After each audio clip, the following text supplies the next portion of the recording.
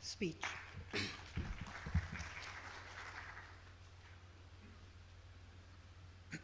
Bismillahir-Rahmanir-Rahim. It's really an immense pleasure for me to welcome all of you to this ICRPE conference. This is actually an annual function for us, annual gathering in which we host people from across Pakistan, and previously we used to have speakers from abroad as well, but this year we had them online talking to us. This is a kind of revival for us. We did last conference in 2020, I suppose. Yes, and then due to COVID, we couldn't manage the conference next year. All of us know that the COVID has really has caused a lot of disruption, and people like me who are in this age bracket now where I stand, we feel comfortable meeting people face to face. Somehow it will take us a long time, for at least for me, to get used to this online mode of conferences where although we virtually contact each other and we try to get used to it, but the kind of friendships, relations, collaborations we develop in our face-to-face mode, we, or at least my generation, feels comfortable with that. So I'm very happy to see all of you personally coming here, alongside still a large number of participants from different cities who have joined us online. So we welcome all of you again to this Allama Iqbal Open University's a very beautiful campus. You will get a chance to walk around and see. The weather is also luckily getting very good nowadays, so you will enjoy this weather here. I was just reading a report a couple of days ago which says that Pakistan is, it is published by UNESCO, about 60 years behind the developed world in terms of their education system. Every day we get some news like that which really disturbs us. 60 years behind the world means what we are doing with our children today is not what makes them ready for the world today. So, and I just went briefly through this report, which primarily compares on some very basic yardsticks through which we measure any education system in the world. So it means that the kind of patchwork we have been doing to this education system for several years is not working for us anymore. We need a clear revamping of the system. We need a major shift in our way of thinking towards education in order to make our children compatible with what other world is expecting from us and what this country is expecting from us. This conference theme is in line with all these happenings around us. We will be talking about future of education after going through, not only us, but the whole world going through this educational disruptions due to this COVID-19. This has given us a number of lessons which we used as themes for this conference. The period through which we all passed has taught us how to use technological advances in taking forward our education. We all were familiar, we were using technology in education, but this has really given us a chance to rethink the way we used to have technology in education. So this year, we expect that our participants and the papers we have accepted for presentation are, some of them are around this technological interventions and the way people used it and the lessons we learned out of it. Another theme which we really talk a lot about nowadays is sustainable development, education for sustainable development. We have committed to the world certain goals, targets which we will achieve by 2030. We are on our way towards moving them, but generally it is perceived that we are slower than what we were expected to do. So these 2 days, our participants will get chance to meet people who are working on it and they will share with us the progress in this end as well. We'll also be talking about innovative pedagogies. This relates to technological transformation of education, how to teach people when they are not sitting in front of you in a physical face-to-face environment. So this is another important area on which we'll be talking about in this conference. Then 21st century skills, we talk a lot about it, without which our workforce we prepare in our higher education or at any tier of education will not be able to contribute to the development of the country and the development of the globe as well. So these 21st century is another area. We'll also be talking about STEM education. There's a lot of talk in town about it, and Pakistan has really recently taken some initiatives towards STEM education. After President of Pakistan mentioned it in some of his speeches that we should move towards it, a lot of progress has been seen in this area. At least people have started talking about it. So we have invited people to talk about STEM education in the country and so on. There are several other important areas. I hope you will enjoy the sessions here. And at the end of the 2 days, you will have with us here, we all talking to each other. You will go back with new friendships, with new academic collaborations built here, and those will prove as an initial step towards long-standing work together within country and people outside the country in order to develop yourself as professionals in this discipline and serve the community related to this discipline in the country. Once again, I thank all of you for sparing time, traveling from different parts of the country to join us here, and especially thankful to Dr. Mehman Saab sitting in front of me and other colleagues here who have joined us. Dr. Shahid Siddiqui Saab, all of us are familiar with him. He was Vice Chancellor of this university, as Afsha mentioned, when we started this ICRPE. And he was Dean of our faculty, and during his guidance and during that tenure, we have started several initiatives, and now we can see the fruit of all those initiatives in the form of the work done at our Faculty of Education, different programs, different research work, and collaborations. Dr. Saab is very respected among our faculty, our staff in university, and he's still being cherished as one of our members here who has long impact on the way we work in this university. So thank you very much, sir, for joining us. I'm thankful to Irfan Rind Saab, who has traveled from Sakar. You will enjoy. It will be a delight to listening to him on his subject. I'm sure you will enjoy his session, his speech here. Thank you, Dr. Fazlur-Rehman Saab. He's professor in our department here. Dr. Saab's guidance and support has always been immense for us in any kind of endeavor. I'm thankful to all our head of departments, faculty members who have joined us here today. And I hope in these 2 days we'll be able to serve you, we'll be able to support you in any kind of support which is required from our staff or faculty. If you have any issue, you can talk to any one of us and we'll be ready to help you.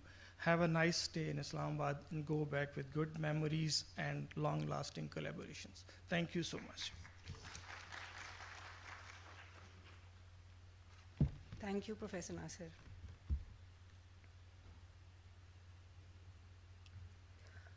Our first keynote speaker is Dr. Jason Laker. Dr. Jason Laker currently serves as Professor of Higher Education, Student Affairs, and Community Development. He is Chair of the Department of Consular Education at San Jose State University, California, USA, where he previously served as Vice President for Student Affairs.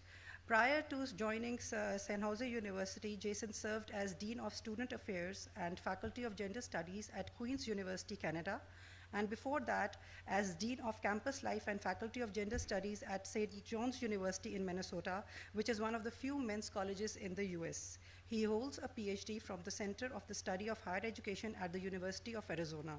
His doctoral dissertation, Beyond Bad Dogs, towards a pedagogy of engagement of male students won the Dissertation of the Year award from the Association for Students' Judicial Affairs. His talk today will be Educating for the Future When the World is on Fire Today. We welcome Dr. Lekar. Good evening, Dr. Lekar. How are you? Good evening. And thank you very much for joining us today. And I know we have 12 hours difference, so thank you very much. And without any delay, it's over to you, Dr. Lekar. Thank you. Greetings. Can everybody see me? Yes. Am I on a big screen? I'm going to share some slides. Yes, Jason, everybody can see you. Okay. No pressure. Okay, if you'll allow me for a moment to get this going. Worries. Yes, we can see your presentation. We can see your slide. Okay. Yes. And I also turned on captions. Do you think it would be helpful?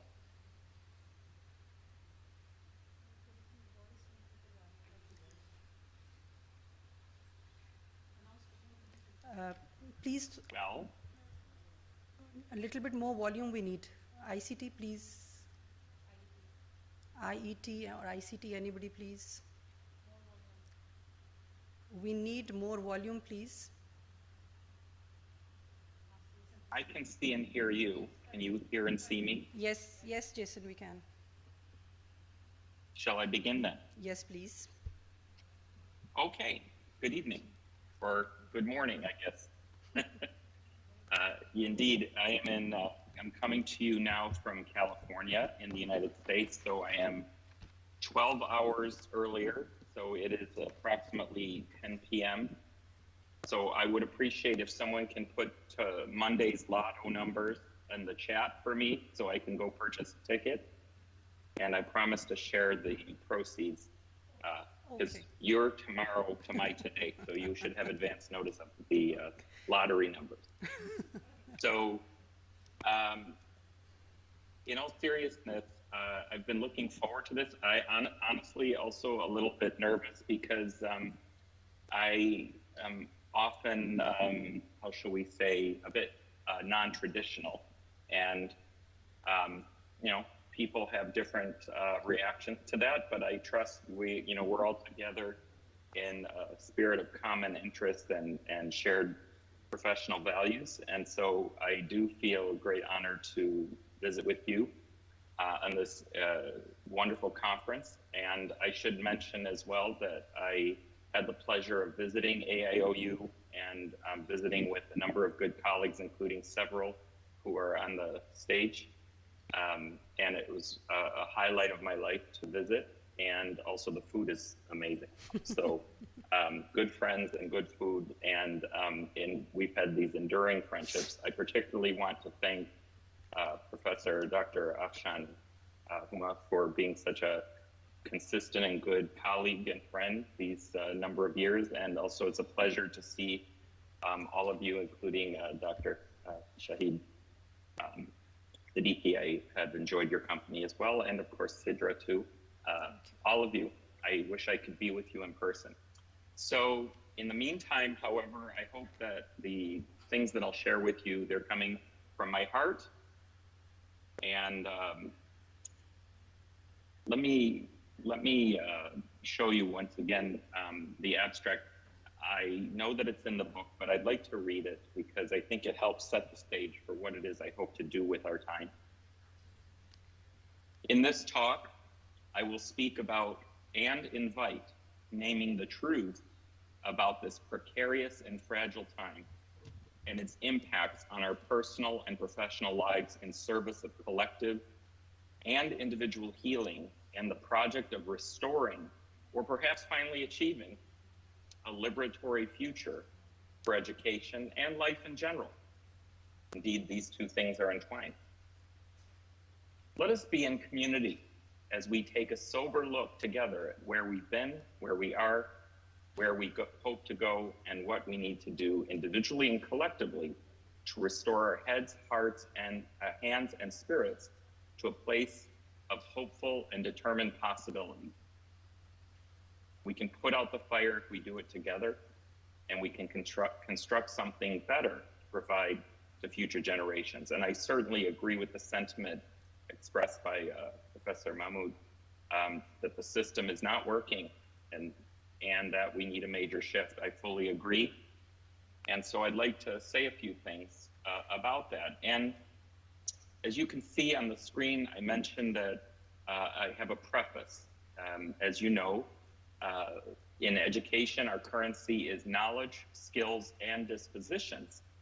We use these three concepts in our work in education, but I personally believe that we tend to focus on knowledge and skills and not enough on dispositions. And why this is a problem is because our stance, our mindset, the lens through which we do our work, these are the vehicles that either advance or undermine or slow down the possibilities of what can be achieved. There's no question. I looked at the program book. I see the esteemed colleagues and some of the most comfortable looking chairs I've seen at a conference. And there's no question that there are a lot of educated and driven and committed people here together for the conference. But I would argue as well that no matter how intelligent we are, no matter how many degrees we have, unless we can take a forward-looking mindset in the work we do, we won't be able to achieve the shift that's being called for in this conference. So I mentioned dispositions, and I won't read you the definition that I pulled from NCAPE, the National Education Group in the United States, but in any case, I place it there because I think they have a thoughtful definition.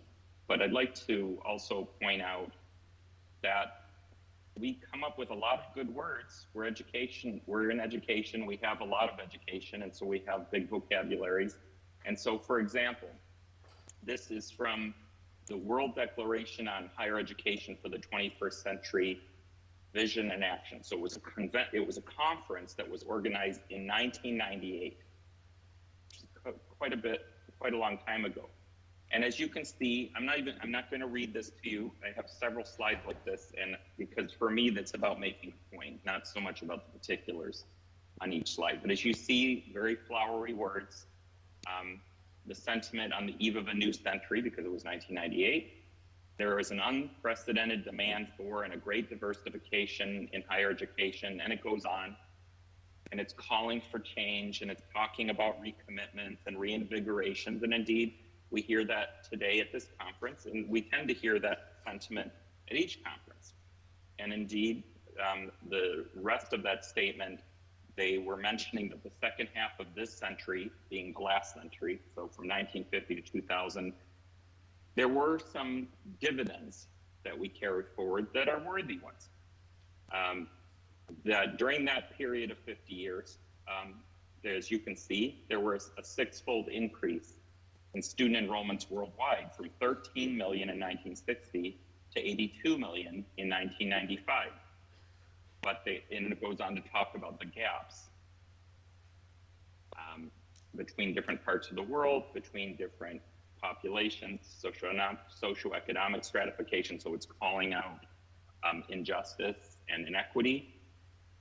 And so on the one hand, we see more people going to college from that point, and indeed that has continued to increase. Of course, there's variation on which populations are increasing, and so we see an increase in stratification across the different sectors of civil society.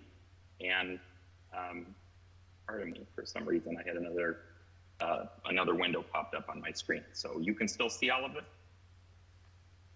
Yes?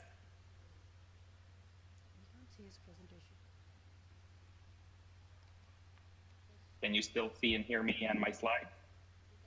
We can see you, but we cannot see your slides, Jason. Oh, you Please share cannot see again. my slides? No, we cannot. They were visible before, but then your screen got, I think so you changed to another window. Pardon me, let me fix, I can fix that on my end. Oh. Pardon me, I'm sorry that happened.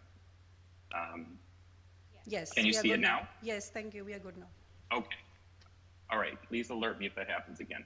So anyway, I was explaining that as we see, there's statements that are put out at the beginning and at the end of educational conferences. Here's another. This one is from UNESCO World Conference on Higher Education. So this is 10 years later. So it's a follow-up to that first conference I was just showing you slides from. And here you see once again, 10 years later, at a time of global financial and economic instability, decision makers face a fundamental question: how will we ensure? And it goes on. It's a very similar sentiment. And then this year, that same conference, once again, it's a rapidly changing world. There's globalization. In other words, the disparities. Are you noticing a pattern? So I went for 1998, but I could have found older things, and it would be as if it was written this morning. And then 10 years later, same idea.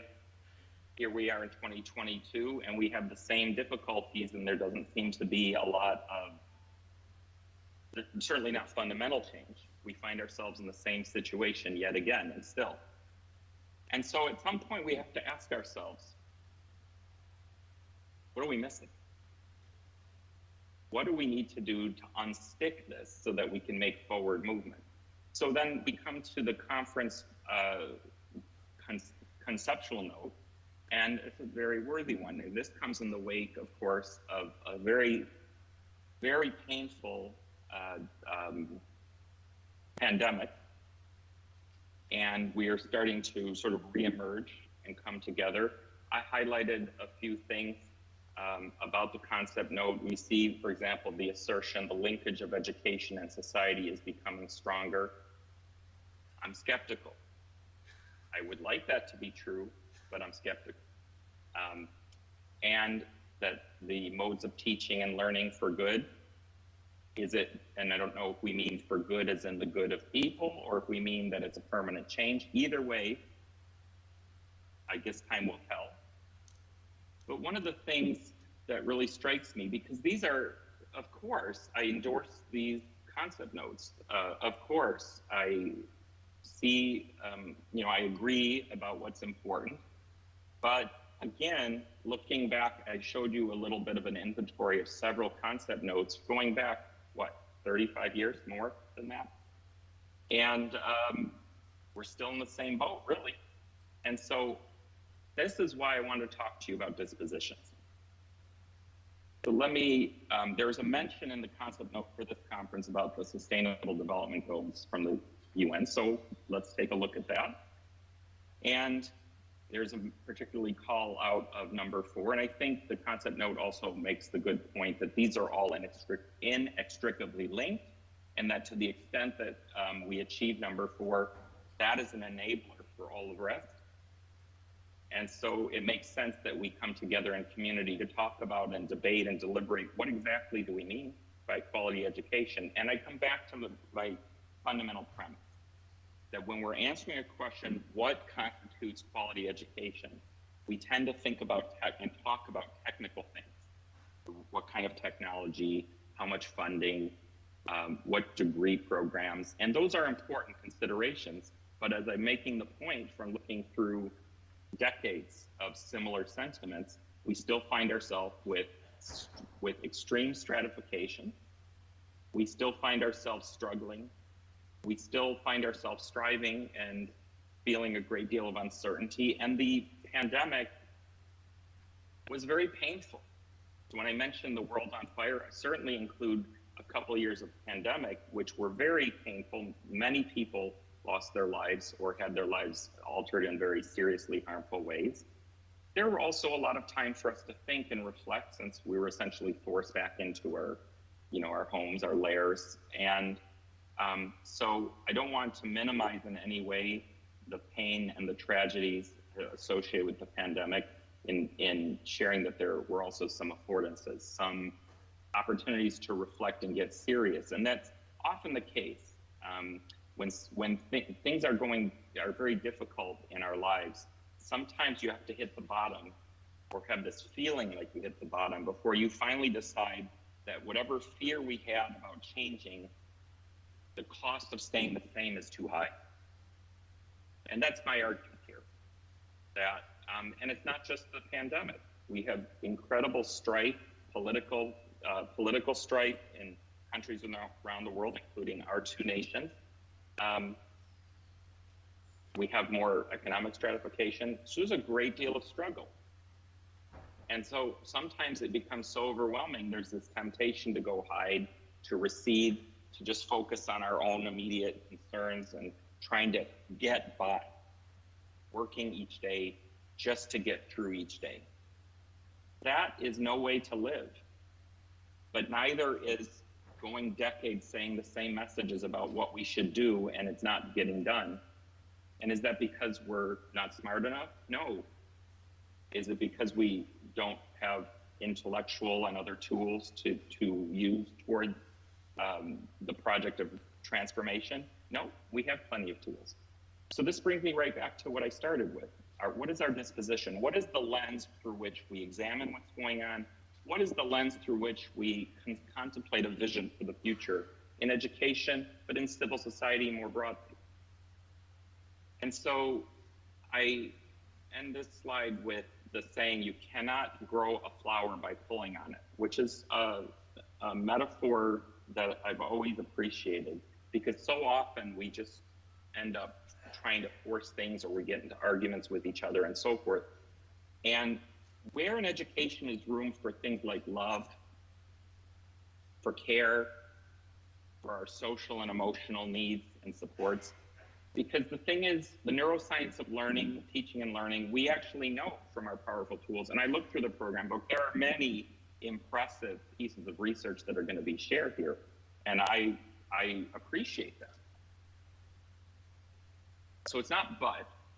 I'm not going to say but, because I honor and respect the variety of intellectual contributions that are being provided by many speakers during this conference, and it's wonderful. I'm saying, though, that none of it actually becomes sustainable if we don't also have room for those relationships and the care and the love. Again, I just want to, pardon me, once again, something changed on my window. I want to make sure you can still see my slides. Yes? No, Dr. Jason, we cannot see your slides. I You have to share it again. I don't know why that's technical. I will share it again, and I apologize for the issue. I don't know why it's doing that. I think because perhaps somebody doesn't want me to be talking about now the slides are visible. Okay. All right.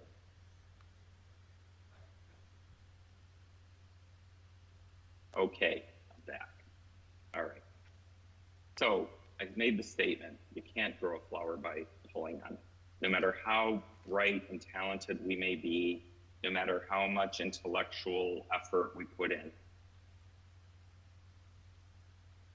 learning and good teaching, really at the end of the day, it's relationships. It's the sincerity of care when people feel safe, not always comfortable. Good education is not always comfortable, but we should feel safe. And we should feel like that the people who are working with us in education, our teachers, our administrators, all of this, ideally our peers, that there's a goodwill, that there is a strong connection and a fundamental belief that people can learn, and a fundamental belief in the dignity and worth of each person. And so I think a lot about these things, not just the goodness of that kind of disposition, but also the mindset. Do we dwell on the past? We mustn't ignore what has happened, but if we keep thinking about the past and just think we need to get a little better each time, then we still are rooting in the past and rooting in the things that we know are not working. And so that brings me to my next slide, hopefully, because it's, I wanted to spin this for you. Okay. So to describe the current mindset that pervades education and beyond, I think that we're very rooted in what's happened before, what's going on right now. And so there's a few quotes here that I resonate with. If we keep doing what we're doing, we'll keep getting what we're getting. And as I showed you all these statements, these concept notes from 30 some odd years, you see the same sentiment, and it's still current because we still haven't transcended.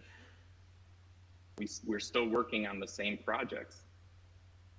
I think we can do better, and I certainly will be heading in that direction shortly. I threw a quote by myself: stepping stones are useless if we don't know what we're building. And I'll elaborate on this. We cannot solve our problems with the same level of thinking that created them. And so we tend to have this mindset in education. I've certainly heard colleagues say some version of this, that things would be better if everyone else did what I said. Like, if you have an idea, if everyone else would follow my idea, everything would be better. And then we talk about people being apathetic, and we get really frustrated about it. And I put in a parenthesis, my favorite quote of definition of apathy is when other people don't care about what we care about. And I think when we have a disposition of care and of curiosity and indeed even love, that invites people to share what's on their mind and heart, to be in community with what's on our mind and heart, and then new possibilities start to emerge. So this "we're doomed" kind of attitude really pervades education and other parts of civil society. And so we're always working incrementally. So finally, it brings me to my proposition. What I would like to argue here, assuming that I can get my slide to advance.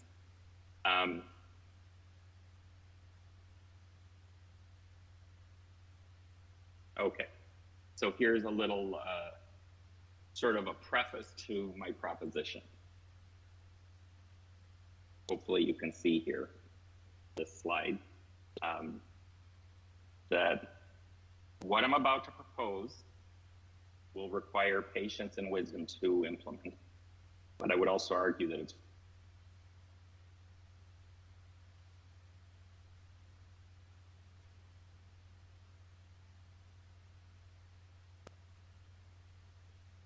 So I want to talk about a future-based mindset. Because I'm making all these criticisms of the current mindset, so what am I proposing? So when I say a future-based mindset, do you notice, by the way, in the previous slide, let me go back to that one. Do you see how number one, the rungs of the ladder start at number one, number two, number three, number four, and that tends to be how we approach it. We're back to square one. Maybe you've heard that phrase. I would like to propose flipping it over.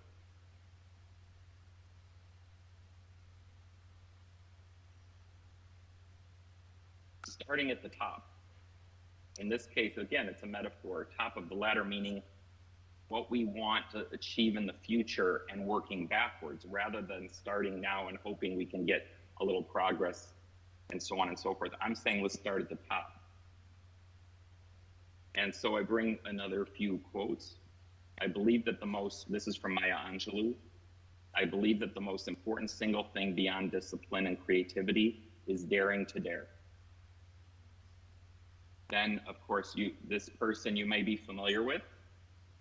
Character, courage, industry, and perseverance are the four pillars of which the whole edifice of human life can be built. And failure is a word unknown to me. I find that inspiring. So we have to start asking, what if? What does my ideal look like? And I would urge you to take some time to reflect on that question. If there were no limit, if I wasn't afraid, what would the world look like? What would education look like? What would my teaching and learning? What would my research look like? What would my life at home look like? What kind of family? What would that look like? And so I'm going to use a personal example.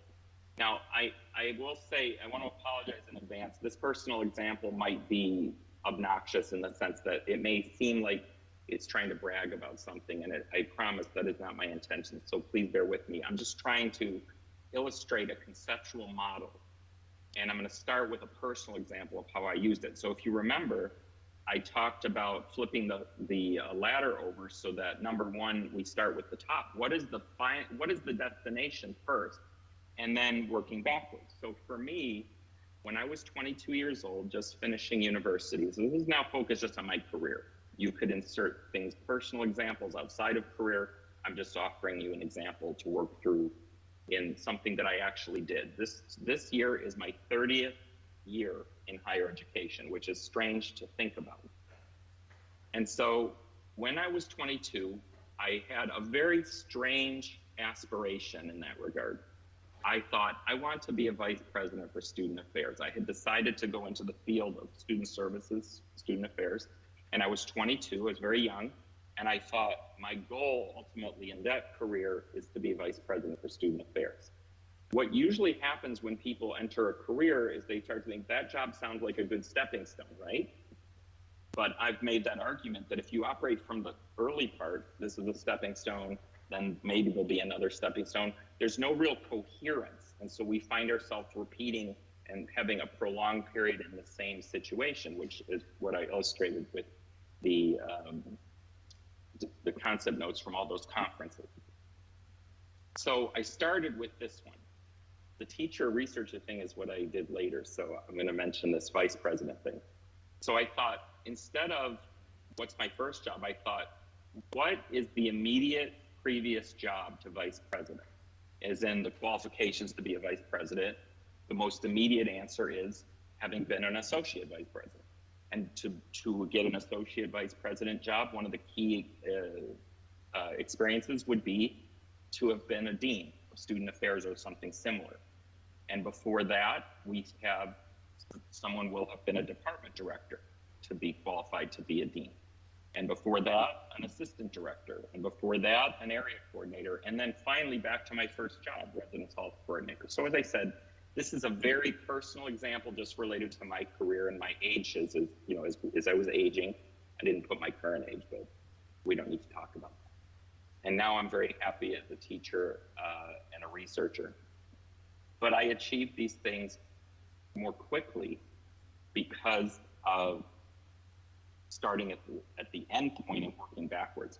This is another example. I wish this was one of mine, but it's not. This is just a general example that someone in the audience, perhaps you would do something like this. I want to be fluent in 6 languages, and then I'll think about whether I want more.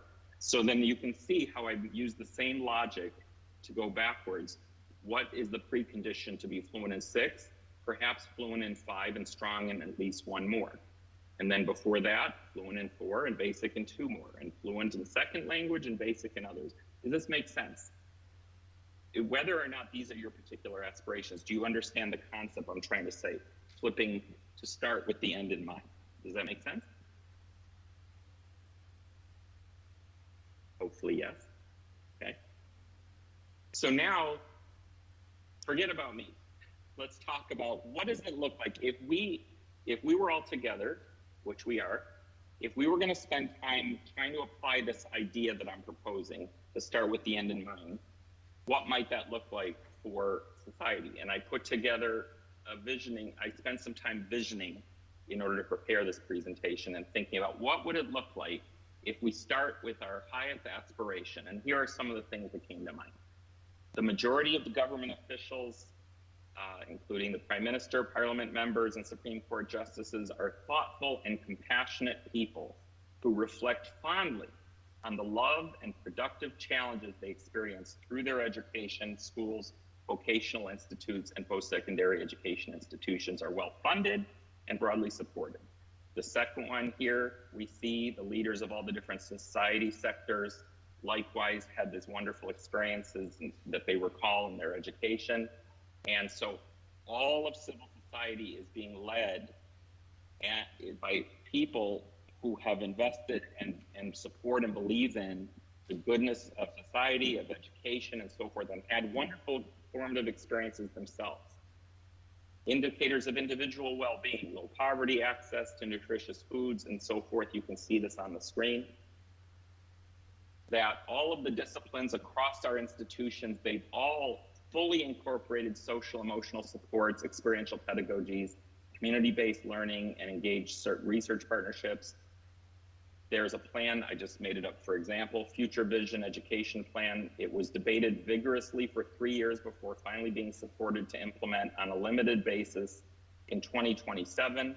Initial resistance and resource scarcity threatened to sideline the effort, but by 2037, it enjoyed wide support. And that brings us back down to number 7, the present day, and that we started in 2022 right now with the end in mind, this profile that I'm presenting to you. Because honestly, if I were at a conference and a speaker showed this as being all of this has happened, I would be very skeptical. But I would be skeptical because I was rooting in what is today. And if we look at what's going on today, it's pretty rough. It's pretty difficult. And if I think about things, how they're going today, there's no way I would believe that this is possible. But if, on the other hand, I started with this vision in mind, and just like I showed you, the vice president, associate vice president, dean, and so forth, if I start with this vision and work backwards, what happened in 2047? What would have to have happened in 2047 for this to be true in 2052?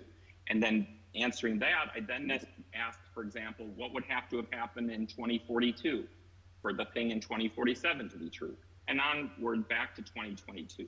So when we think about the end, the future goal, the vision that we have there, and start to work very deliberately back to the present day, now we've got a roadmap of things that I can do today, that we can do today to achieve a vision like this by that year. Maybe you want to do it faster, maybe it's slower, I don't know. But the point is, we need to be investing in dispositions and committing to dispositions that are future-oriented and that have fundamental beliefs in people, in what can be possible with our institutions.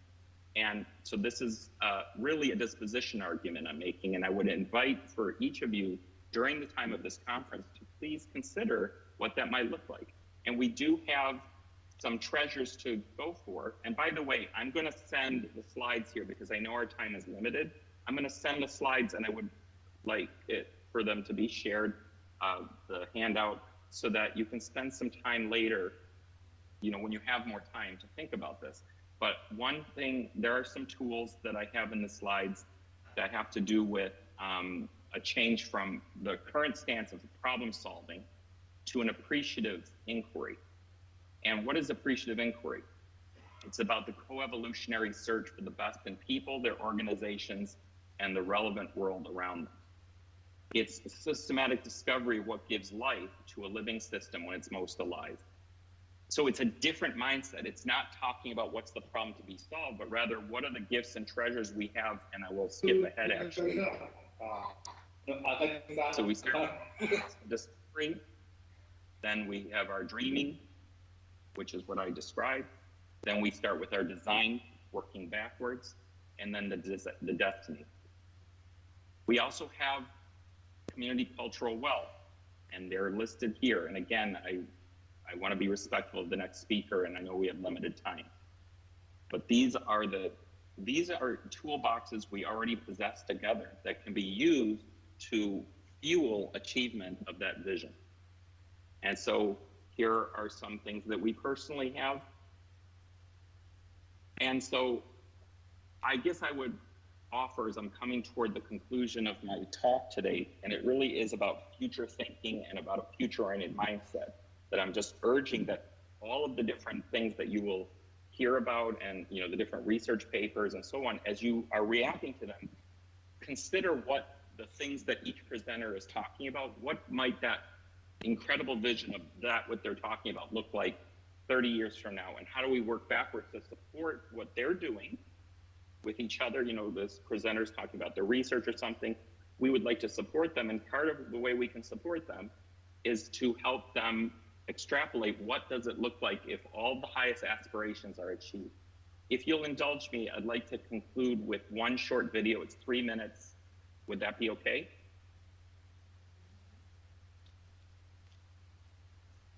Yes, Dr. Jason, it's fine.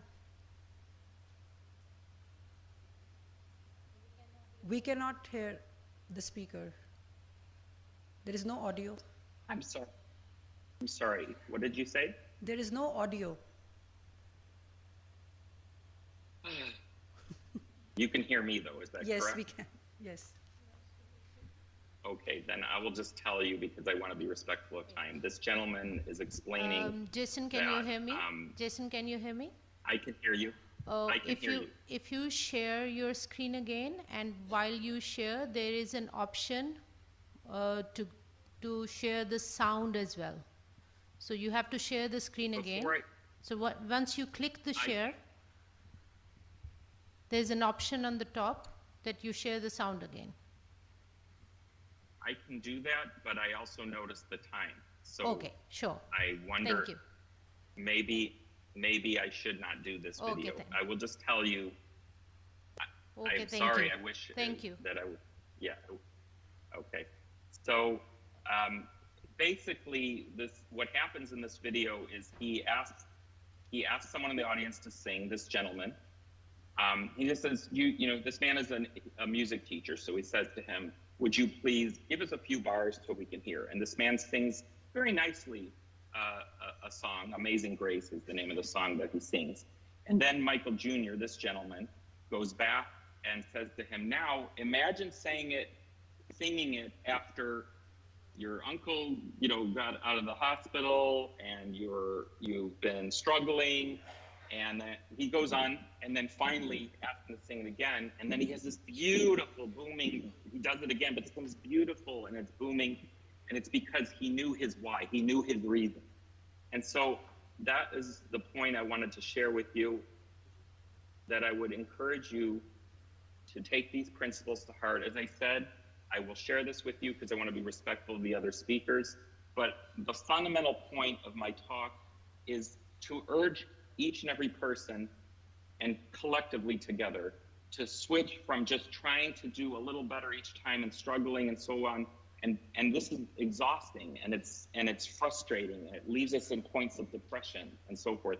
And instead, let us be animated by a vision of what could be in the future and then really getting into details about components of it. And then what are the immediate preconditions for that? And then once you have that list, moving backwards on down to the front. So I gave you the example of my own personal life, and I tried to explain the model in a way that I hope makes sense for you. And so I will also end with, in the center of all of this is love. And I might point out, some people might find it strange that I'm saying that, but what happened in education that we can't be talking about love, and that we can't love our students, that we can't have a love for our colleagues, that we can't have a love for our community and our society, and that all of that drives this vision that we hope to achieve together in community. And so with that, notwithstanding a few hiccups, I want to thank you once again for the opportunity to visit with you today. I really do wish I could have been in the room with you, but it is a great pleasure and a great honor, and I thank you for indulging my wild idea. And I wish you the very best, and for an excellent conference, and for a strong vision for the future that is fueled by your own love and the collective love that we share together. Thank you very much. Thank you so much, Jason. And thanks for wearing the Pakistani attire for us as well. So I'm just reiterating for the people that do not think that this is a Pakhtun in Pakistani dress speaking in English to you. This is really Jason Laker from USA. So thank you very much. And we shall not keep you up for more time. And we will move on with the program, and you may have a very good sleep. Do not dream about the world on fire. Thank you. Thank you very much.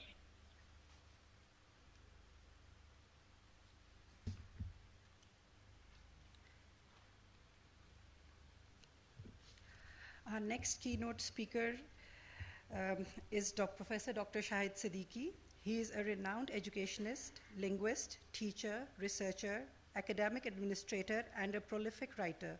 Dr. Siddiqui obtained his PhD in Applied Linguistics from University of Toronto, Canada, M.Ed. TESOL from University of Manchester, UK, and postdoc research in Oxford University. He has worked on academic and administrative positions in some prestigious universities such as AIOU, LUMS, JICA, and NUML, to name a few. As you all know, he was Vice Chancellor of Allama Iqbal Open University from 2014 to 2018. He is currently working as Dean, Faculty of Social Sciences, Media Studies, Art and Design in Lahore School of Economics. His books include Rethinking Education in Pakistan, Perception, Practices and Possibilities, Education, Inequalities and Freedom, A Socio-Political Critique, Language, Gender and Power, The Politics of Representation and Hegemony in South Asia, Education Policies in Pakistan, Politics, Projections and Practices. His books in Urdu are Aadhe Adhure Khwab, a novel, Zere Asman, Mausam-e Khushrang, and Potohar Khitta-e Dilruba. In Sindhi, he published At Pura Khwab, while Neem Gadi Khwabuna is in Pashto. I welcome Dr. Shahid Siddiqui for his speech, Reconceptualizing Education in 21st Century. Sir, please join. Thank you so much.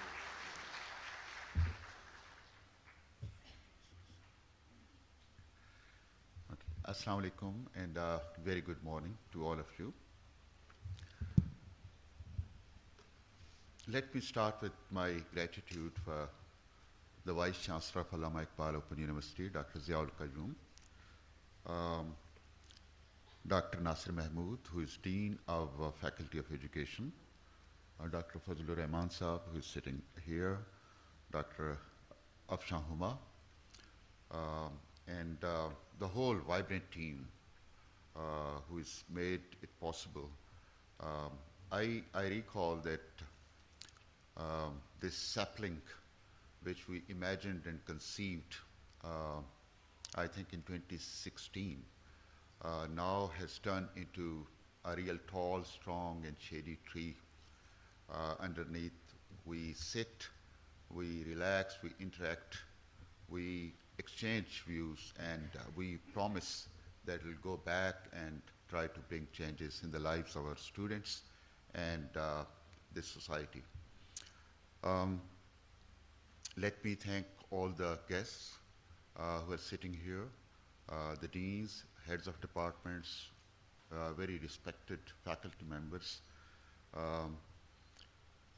who are part of this conference. And I can see students at the back who are presenters as well.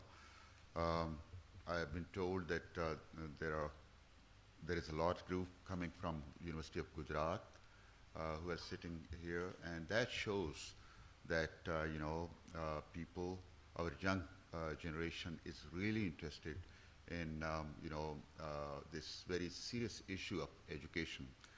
I'm also told that there is a larger group who has come from Sindh, and they belong to Begum Nusrat Bhutto University. Can you raise your hands? Yeah. Yeah, good. Thanks very much.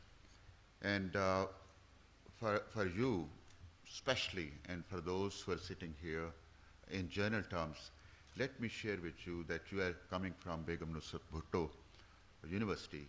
This university where you are sitting was established by Zulfikar Ali Bhutto in 1974 as People's Open University. And I personally think that that was a vision of a great leader who conceived at that time that in Pakistan, the areas where educational facilities are not available, the areas where parents feel reluctant to send their daughters to schools, and the group of people who are interested in getting education, but because of the lack of financial resources, they cannot. This is a system to tap all those groups. So I thought that especially people coming from Sindh, they should know that there is a strong relationship of People's Open University with Begum Nusrat Bhutto University as well. The topic I chose is reconceptualizing education for 21st century. My observation during different seminars and conferences, and this has been more than 4 decades, that people usually are attacking the methods and techniques. And to me, more important thing is that we should be unpacking the paradigm, the theory, the philosophy, the viewpoint, the perspective, the belief system, and the thought pattern. Because it's that paradigm or philosophy that shapes or influences or determines the method and technique. Without that, if you are given some new methods and techniques, they won't work. So it's very important that we should sit and see that what is going to happen in 21st century and what would be the new definition of education in 21st century. Luckily and interestingly, there is one person sitting here, Dr. Rehman. We were together in Khan University Institute for Education Development, and two of us sat together and thought about this, that we used to have AMED in Khan University where students from outside Pakistan would also come. We thought that giving the methods and techniques in different areas is fine, but unless and until there is a conceptual change, the pedagogical changes are not going to work. So two of us designed a very interesting module, and the title of that module was Reconceptualization. And two of us used to team teach that. And I think that was a very tough course, tough module for students, because it's very difficult to part with your age-old beliefs and ideas. But I think that one course, I still cherish the memories of that course, and I'm so happy that Dr. Mehman's presence reminded me of those days we used to teach that course. So I would be basically focusing on the philosophical side of this issue, that in 21st century what needs to be done, and at belief system what changes are required. Well, I'll start with three statements which are very interesting statements, and that will show you the mindsets.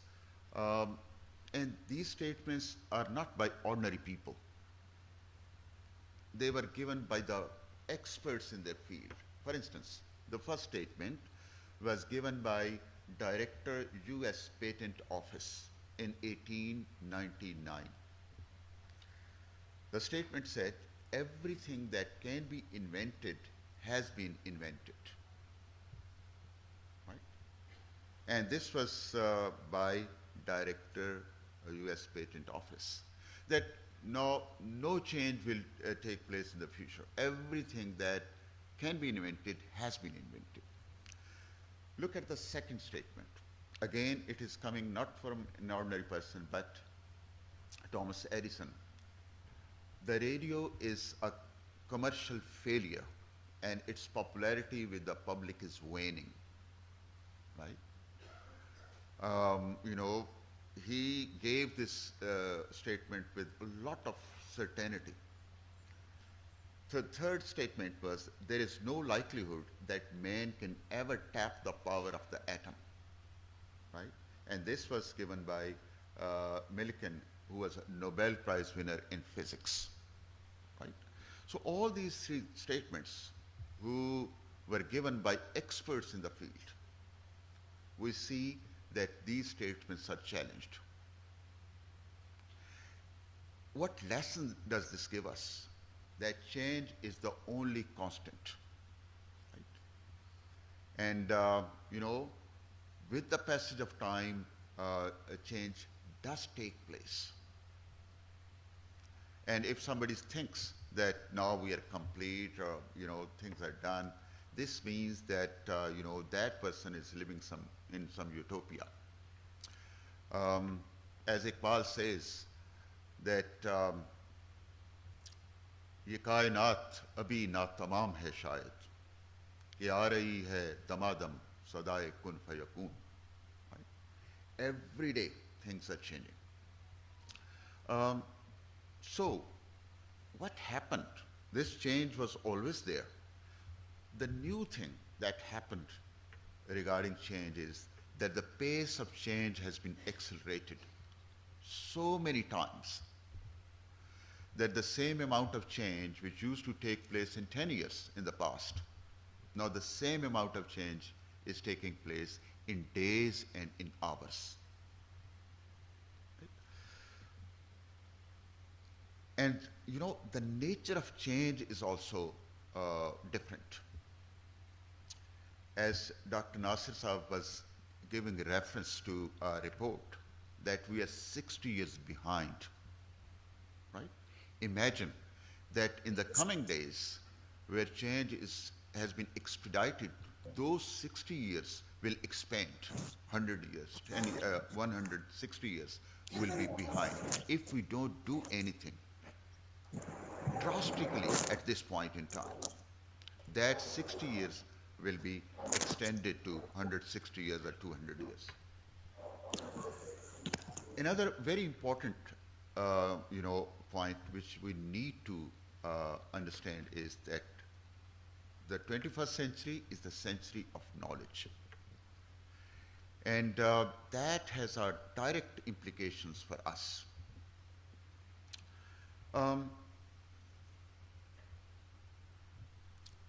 I would refer to a very simple book by Harari, who is author of *Sapiens* and other very important books. But this book is very simple. And there is one chapter on education. According to Harari, 21st century is highly, highly unpredictable.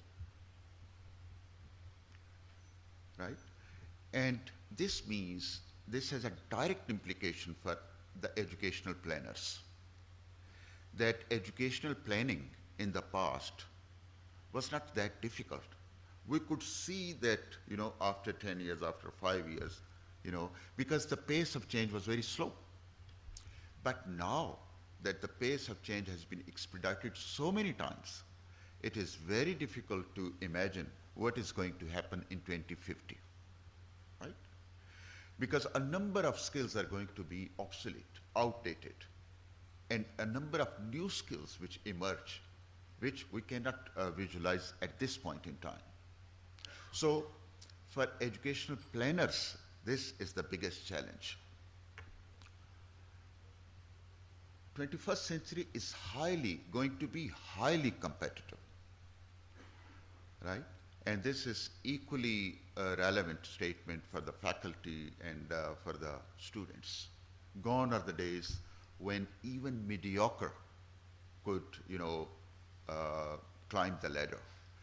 No, now only those who are conversant with 21st century skills, they can survive and they can, lead. There is no room for mediocrity in 21st century. Now, according to him, since we cannot visualize what is going to happen in 2050, but there are certain skills which are going to be relevant, right? And he mentions those skills. Also,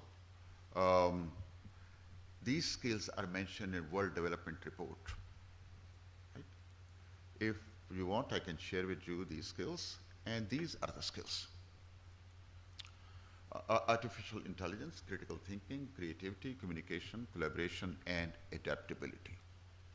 Imagine that, because of this expedited change, speed of change, circumstances are going to be very different. So only those people can survive who are creative, who are critical thinkers, who have this ability of adaptability. Right? Now, what I'm going to do is I'll pick just creativity and critical thinking out of it, because I think to me it's more important skill.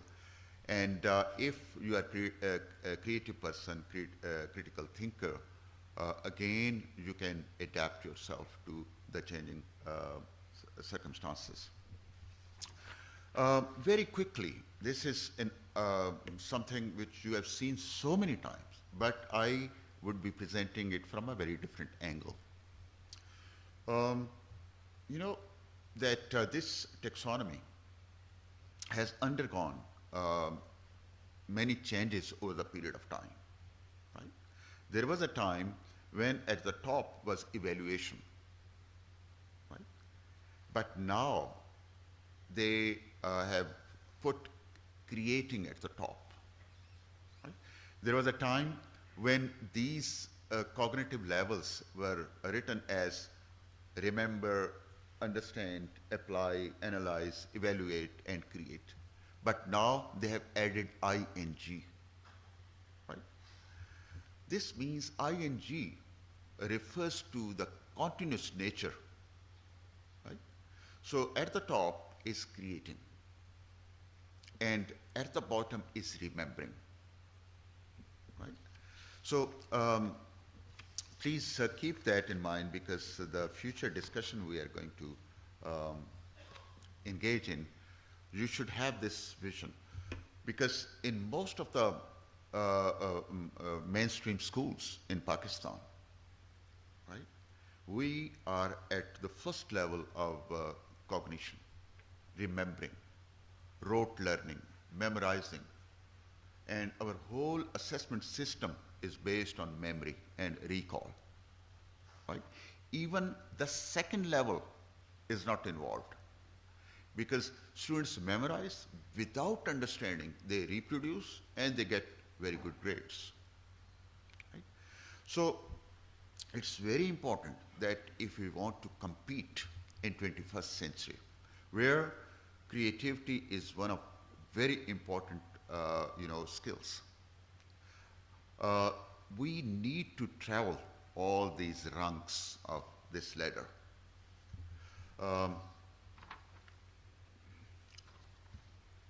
Now, implications. What is the implications of this change and this educational framework for 21st century for us, the teachers, and for the students? I think one very important implication is that since the outer world is changing so fast, right, we need to constantly relearn and re-perceive the outer world, constantly. Not that, once I did that course, did that B.Ed and M.Ed, and that is fine. No. This professional development is not an event. Waqia tha, guzar gaya hoga. No. It is a process, and it is a continuous, lifelong process. We need to explore creative solutions, right? As Jason was referring to, Kavi's famous book, 7 Habits, that if we are doing things the same way, we are going to get the same results. So very important implication for us is to explore creative solutions, right? And how can we develop this habit? Through critical thinking, that we raise questions, and the second part of critical thinking process is to come up with the doable alternatives. Another implication for us is to reconceptualize education. Right? In a minute, I'll come to this. We need to revisit the role of teacher. So the second last line, need to reconceptualize education. That is the crux of today's talk. Now, what is the conservative view of education? I read this definition in a book long time ago, and the definition said education is transmission of knowledge, skills, and values from one generation to the next generation. Right? And I'm honestly sharing with you this definition. I read it in a book. Now,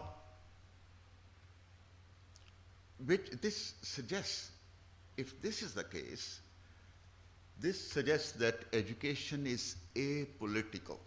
Apolitical simply means that it is a passive, neutral tool. Um, so this is a very conservative view of education, that education is simply a passive neutral tool of transmission. एक generation जो है वो अपना knowledge, अपने skills और अपने जितनी values हैं वो दूसरी जनरेशन के दिमाग खोल के उसके अंदर उंडेल के ढकना बंद कर देते हैं, right? There are three big assumptions under this paradigm, because I promised you that we should be unpacking this paradigm.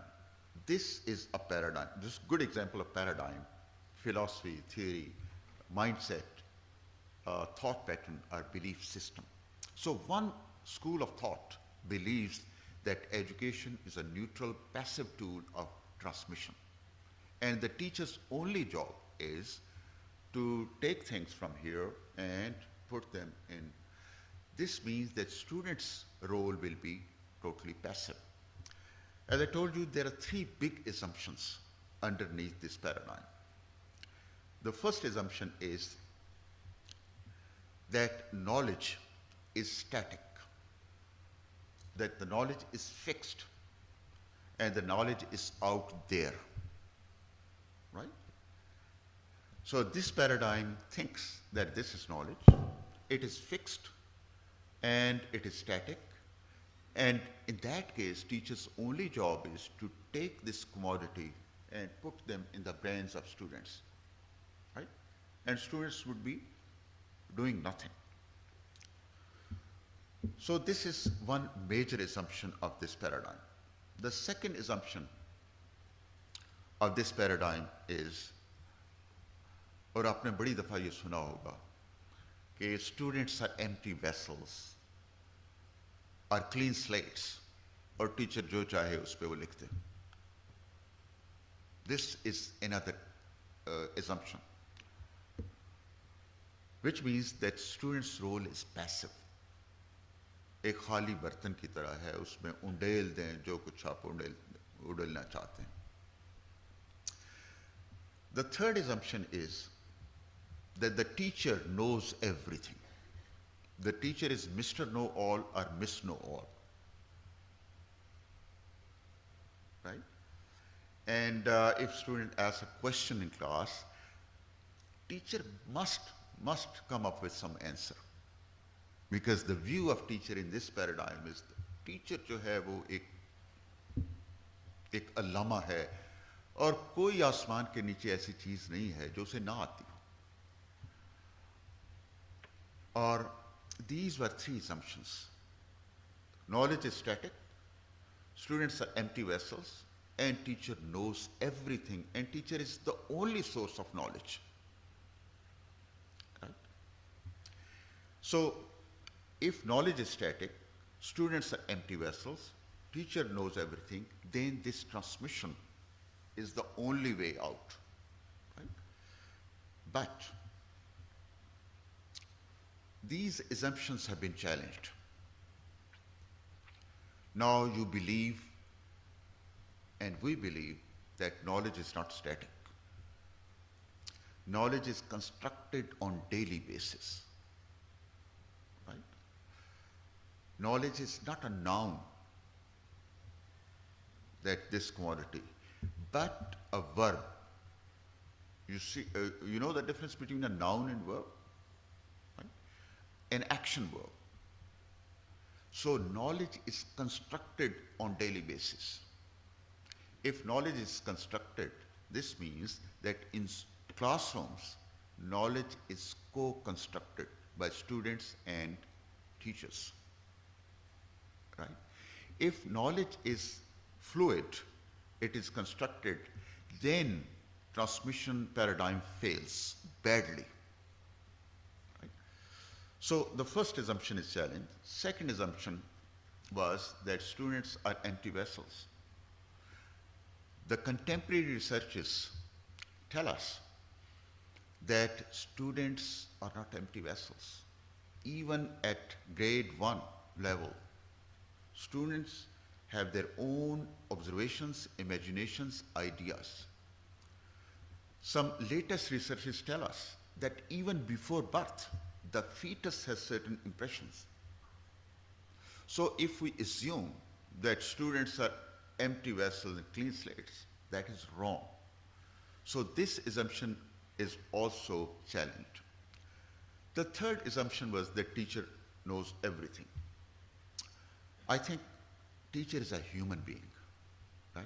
No human being can claim that he or she knows everything.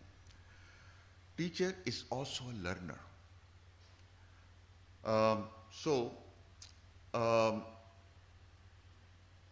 The contemporary view of teacher is that it's not just taking things and putting there, but a teacher goes beyond transmission, since knowledge is not static. And teacher prepares students as independent learners. And teacher co-construct knowledge. Teacher is not just a giver, right? But he or she is engaged in transaction of ideas and finally the transformation. This means that we do need a change.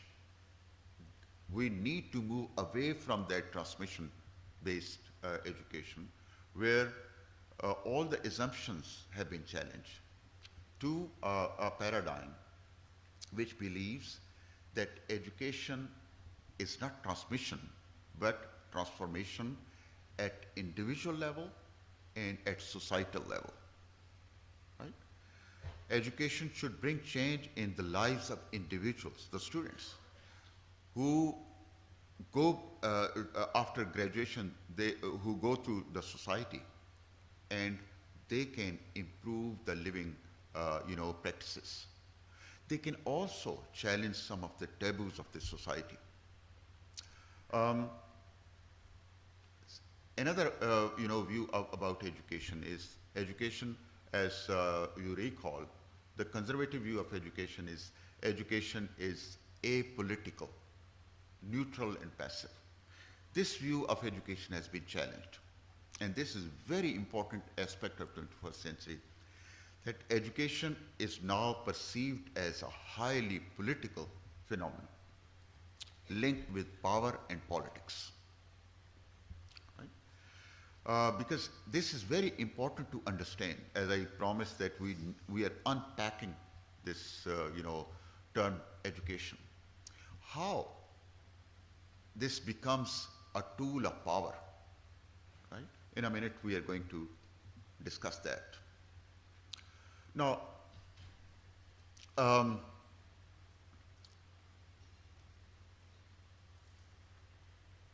you gain power or you control power through two means, through coercion or force, or through discourse, right? So this century is the century of discursive approach. Through discourse, you control minds. Right? Here is a book by Joseph Nye, Soft Power.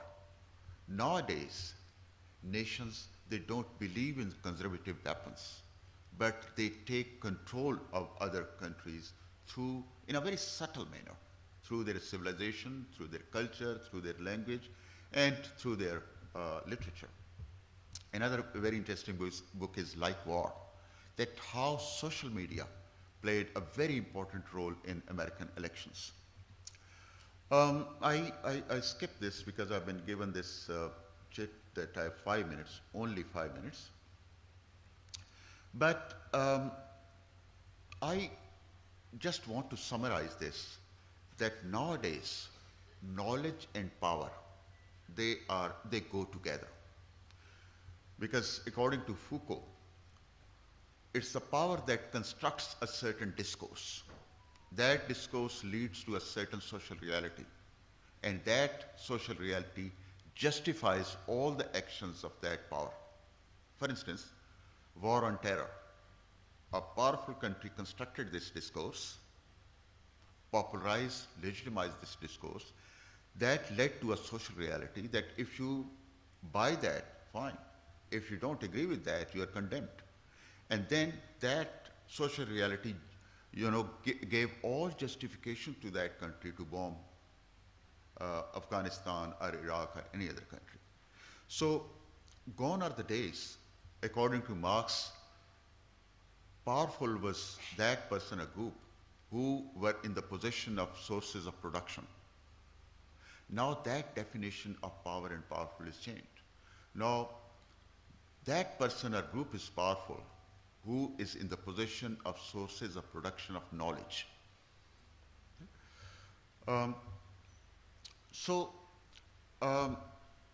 The implication for us is that if we revisit teacher's role, that teacher's job is not just transmission, but knowing that, education is such a powerful tool. You can influence minds, right? And as I recall Iqbal's, तालीम के तेजाब में डाल इसकी खुदी को, हो जाए मुलायम तो जिधर जाए इसे फेर. So, with conservative weapons you control bodies, but through education you control minds. So I think as faculty members we need to realize that no more it is considered as an apolitical or passive or neutral tool, but it's highly political phenomenon. And what is important for us then is that we reflect on our thinking about thinking, right? That as a teacher, what are my strengths? What are my limitations? This is a very difficult question usually. Nobody wants to see his or her limitations. But if you believe in this reflection, you have to think about how can I improve myself? What do I want to improve? What is the source of my ideas about teaching? How am I helping my students? What satisfaction does teaching give me, right? My observation and experience of working with a number of teachers is that majority of them are not happy with their profession. So if you are not happy, how can you inspire your students? It's very important that we should find justification for our own teaching. We should find some pleasure in this process. This is the last, because I've skipped 4 or 5. I think the conclusion is that we need to realize that education is a highly political phenomenon. We need to understand that education is linked with power. We need to realize the significance of creativity and critical thinking in 21st century. We need to redetermine the role of education as a tool of transformation. And we need to revisit the role of teacher to prepare thinking human beings, right? Who one day will go out in the society and not just fill out the job slots. That is one layer. But they should be engaged with this society. They should be concerned and worried about what is happening in this society, this extremism, this intolerance, right? And they should come up and challenge some of these taboos. The major and foremost objective of education in this century is to reduce the gaps in our society, the inequalities in our society based on gender, class, ethnicity, religion, urban-rural divide, and also on abilities. If our education fails in doing that, fails in bringing change in individual lives and societal life, this means there is something missing. And that something is creativity, that something is critical thinking. And if we want to survive and flourish in 21st century, I think without creativity and critical thinking, that is not possible. One final point where I want to leave, that if our objective is to produce thinking human beings. Only thinking teachers can produce thinking students, right? It's not possible that you just tell them, start thinking. I, leave this by sharing with you one final anecdote. I read a book. It was written for teachers. It was Developing Reading Skills. And the author was Christine Nuttall, who, in detail gave different techniques how to develop extensive reading skills and intensive reading skills for students. But having done that, towards the end, the writer says to the teachers, addressing the teachers, that reading is a contagious disease. It is caught and not taught. And how can your students catch it if you don't have it? Thank you.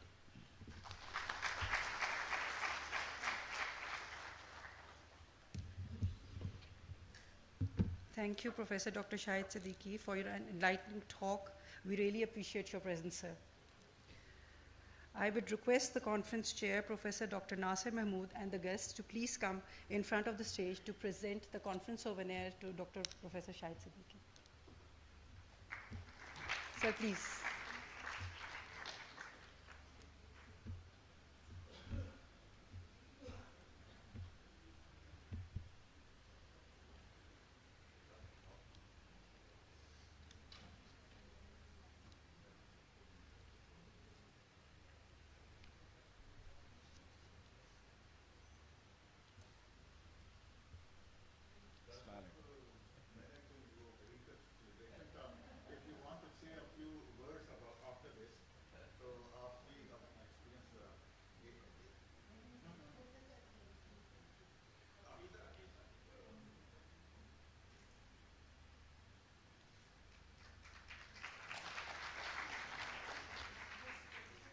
Sir, I would like to request Dr. Naveed Sultana, Dr. Muhammad Ajmal, Dr. Atar Hussain, Dr. AIOU Buzdar, Dr. Muhammad Tanveer Afzal, Dr. Azhar Madid Qureshi, and Mr. Abid Gill to please join us on stage for the group photograph.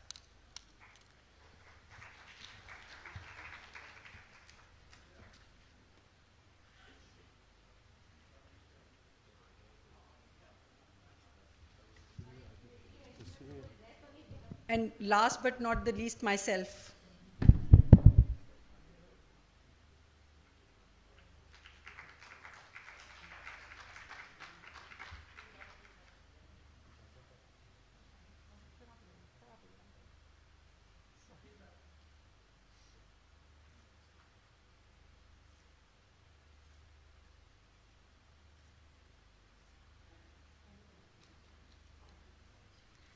Thank you, everyone.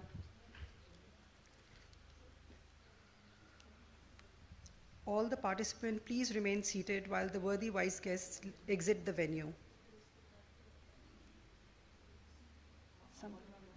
जी आप